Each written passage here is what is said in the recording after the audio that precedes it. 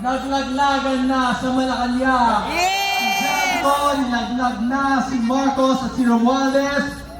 Yes! Yung executive secretary, nilaglag na ni Marcos. Hindi talaga alam ni Marcos kung anong ginagawa niya, kaya ganito ang ekonomiya ng ating bansa. Lahat tayo sumuporta noon. Lahat tayo binigyan natin siya ng pagkakataon na baguhin ang ginawa ng pamilya niya, ang legacy ng ama niya, ang Marcos legacy. Pero sinayang niya lang.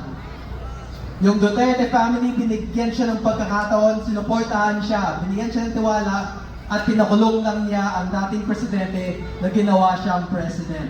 He imprisoned the man who trusted him and the man who gave him the faith in leading the country. So dati ang sigaw natin, BBM. Ngayon ang sigaw natin, Marcos resign! Marcos resign!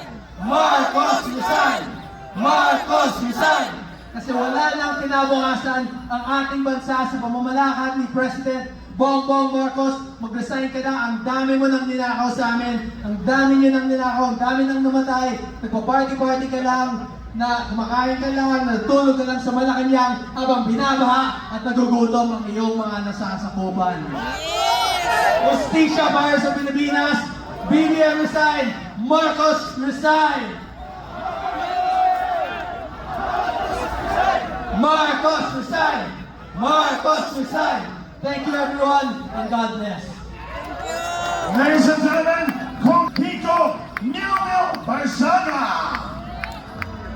Para magpatuloy sa ating speech.